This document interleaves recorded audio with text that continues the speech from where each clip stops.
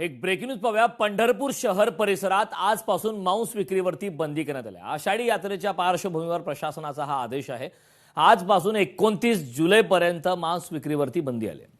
पंढरपूर शहरातील चिकन मटणाची दुकानं, मच्छी मार्केट आजपासून बंद ठेवण्यात आले. याचा आढावा घेतलाय आमचे प्रतिनिधी अभिराज उबाळे यांनी.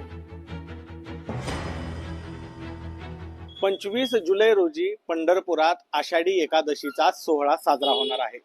त्या पार्श्वभूमीवर सोलापूर जिल्ह्याचे पालकमंत्री जयकुमार गोरे यांनी आजपासून म्हणजे 15 जुलैपासून 29 जुलैपर्यंत पंढरपूर शहरामध्ये मांस, मटण, चिकन विक्रीवर बंदी घालण्याचे आदेश दिलेले आहेत.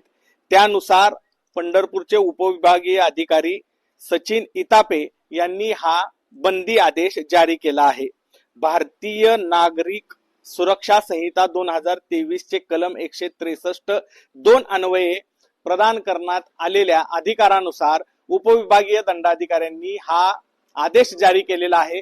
पंढरपूरमध्ये उद्यापासून विठुरायाचं 24 तास दर्शन सुरू होणार आहे आणि त्या पार्श्वभूमीवर राज्याच्या कानाकोपऱ्यातून भाविक आषाढी यात्रेनिमित्त विठुरायाच्या दर्शनाला येत असतात. पंढरपूरला येणारा भाविक हा विठुरायाचा भक्त असतो. गळ्यामध्ये त्यांनी तुळशीची माळ घातलेली असते आणि तो पूर्ण शाकाहारी असतो.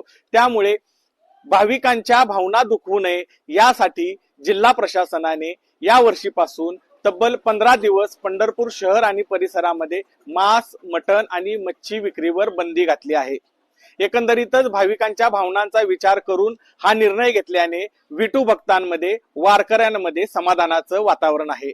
अभिराज उबाळे, लोकशाही मराठी, पंढरपूर.